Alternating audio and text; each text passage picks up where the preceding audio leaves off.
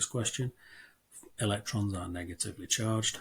So if fluorine gains an electron, which has a negative charge, the fluoride ion will pick up that negative charge. It's only taking one electron, so it'll only get a -1 charge. If it had picked up a second electron, like oxygen would, for example, it'd get -2, but fluorine only needs a 1 electron, so it only gets a singular negative charge. In gaining that electron, what it's tried to do is fill up the outer shell. 2 shells. First shell has 2 electrons in it. Second shell had 7 to start with, but obviously it's gained this outer 8th electron here, giving us a 2 electron in the first shell and 8 electron in the ion after it's reacted. And so we've got 2,8 after reaction. This is the key point here. This is after reaction. Starts as 2,7, but ends up as 2,8 with a minus charge after its reaction. So remember, they're trying to get to a full outer shell configuration, like the noble gases do. So picking up another halogen, chlorine this time, underneath fluorine, but still in group 7. But this time it's bonding to a different element. This time it's bonding to another non-metal this time. Phosphorus is a non-metal, it's in group 5. So it's not sodium, which is in group 1, and a metal. Phosphorus is a non-metal. And non-metals are now sharing their electrons. Okay, in sharing their electrons, they form a covalent bond, and the substance by itself, now when that is bonded together, is called a molecule. Remember in the previous question, these were ions. We form ions during ionic bonding. In this one, we form molecules via covalent bonding, and these are neutral. There's no charge here. There's been no actual loss or actual gain of electrons, so there's been no charge generation. Molecules are neutral. Okay, and so answering the final question there will be 0 charge on that molecule. So question 9 then goes into some valency formulae. This is probably helpful if you've got a piece of paper. This is about swapping numbers over and being able to work out valency from group numbers, etc. But to take you through, aluminium oxide is a compound between aluminium and oxygen. Aluminium is in group 3, so it's got 3 outer electrons, can have a valency of 3. Oxygen is in group 6. It's 2 electrons short of having a full outer shell of electrons, so that's going to have a valency of 2. And what happens, if you remember, is the aluminium 3 valency is given to the oxygen. The oxygen's 2 valency is given to the aluminium. So what you end up with is an aluminium 2 with an oxygen 3. So Al2O3, because those numbers have swapped over. So like I say, if you've got a piece of paper, write a 3 underneath the aluminium, write a 2 underneath the oxygen, and then you swap those numbers across, and that will give you a resultant formula. So doing the same thing then with magnesium chloride. Magnesium chloride is in group 2, 2 outer electrons, valency 2. Chlorine is in group 7, which means it's 1 electron short of having an outer shell of 8 electrons, so it's got a valency of 1. So to summarise those numbers, magnesium has a 2 here, chlorine has a 1 here, so we swap those numbers. Magnesium picks up the 1, chlorine picks up the 2, that becomes Mg1Cl2, the one we don't have to write, but that will give us a formula of MgCl2 for this one. So B. And then likewise for the final one, but this time we have a little bit of a simplification to do. Aluminium's in group 3, nitrogen's in group 5, but that both means that they have a valency of 3. So when that happens, the numbers swap over, so they both pick up a number 3, Al3N3, which is actually one of the answers, which is actually answer C. However, in that situation, when both of the numbers are the same, or if those numbers are divisible by each other, you can simplify them down as though you would be in maths. So 3 over 3 can be simplified to 1 over 1, for example. And so those numbers are the same, and that tells you the ratio of those two things, which is ultimately what a formula is doing. It's telling you the ratio of the substances.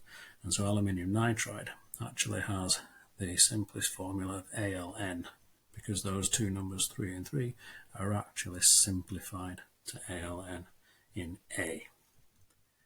So on this one, it's now asking us to work out which is the correct balanced equation, and we have to just, again, piece of paper, add them up and work out which is which. Check the formula in the first instance. We've got N2, H2 and NH3. We've got that in each example. They are the correct formulae, and what we need to do is balance up the numbers. So if we know we've got 2 nitrogens on one side of the equation, we're going to need to have 2 nitrogens on the right hand side of the equation as well. So we're going to need to put a number 2 in front of here. That doubles up the nitrogen. Putting a 2 here also multiplies this 3 hydrogens by 2. So that's going to generate us with 6 hydrogens in this example. And so in order to make this 2 hydrogens, which would have been here, this 2 has to be multiplied by 3. So not 2 here. So for this one, the correct equation is B, because if you now look at this equation, you can see there are 2 nitrogens here, there are 2 nitrogens here, there are 6 hydrogens here, there are also 6 hydrogens here. So for that one, it is B. And you can go down all the others and work out that actually the numbers are incorrect. So for example, if we look at the last C here, 4 nitrogens here, so that would be fine. But the hydrogens, if you notice, 4 times 3 hydrogens would have been 12, and there's only 2, so that equation isn't correctly balanced. So you can look at those and just add them up as you're going along. And then we've got a more difficult example here.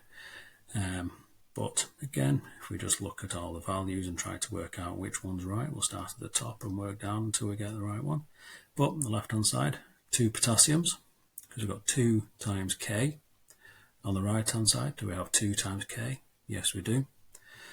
We've got 2 times manganese, so 2 multiplied by the compound that follows. On the right-hand side, do we have 2 manganese? Yes, we do. 2 times Mn, so that's okay. Looking at the third final element, we've got 4 oxygens, doubled, so that gives us 8 oxygens altogether. So what we're looking for is 8 oxygens on the right hand side. Got 1 oxygen here, we've got 2 oxygens here doubled, so that's 4, added to the 1 is 5, added to these 2 here is 7. So that's incorrectly balanced. There's not enough oxygens on the right hand side of the equation, so we know that's wrong. Question B, or answer B should I say. 2 potassiums, 2 manganese, 8 oxygens, same situation as previous example. We knew we had 2 manganese here, but here we've only got 1 manganese, so immediately we know this one's wrong, because that 2 was correct in A. So this manganese is wrong, and the oxygen's even worse wrong now because we haven't doubled up this oxygen. There's actually only 5 oxygens now, so it's even worse. It's even worse than the A example, so it's not A or B. In C, there's some bigger numbers, but it might work. Potassium multiplied by 4, 4 potassiums. Here, 2 potassiums doubled, 2 times 2, 4, no problem there. 4 manganese, left hand side, 4 manganese, right hand side. Again, not a problem, it's down to the oxygens again. 4 oxygens, this time multiplied by 4, that gives us 16. Bigger number, but might work. Oxygen here, doubled, that's 2. Again, make a note of these numbers. 2 oxygens. 2 oxygens times by 4, which is 8, plus the previous 2, which is 10. 10 oxygens, plus 3 times 2 here, that's 6. That does give us 16 oxygens. So the C looks good. That looks as though it's got the correct number of things in there. And just quickly to check the final one, we only have 1 potassium here. We had 2 potassiums here, so it's not that. So it's got to be C for this one. But again, you can just go through. Balancing equations are nice because you can actually see sometimes whether or not an equation is right or wrong. It's one of the few areas where an answer you know definitively can be correct and you can move on confidently. This last one now was a little bit of a trick question, to be honest. It wasn't necessarily just about balancing equations. 2 of the equations were actually correctly balanced. Correctly balanced equations were A and C. Question answers B and D weren't correctly balanced, but answers A and C were correctly balanced, but there was a deliberate wording in here which was feasible. So it's telling you which of these is feasible. So this is about halogens and about displacement reactions. In equation A, this is potassium chloride reacting with iodine. In equation C, it's a potassium iodide reacting with chlorine, so it's the other way around. Group 7 get more reactive as you go up the group, or less reactive as you go down the group. And so iodine is less reactive than chlorine, so iodine isn't sufficiently reactive enough to kick this chlorine out of the compound.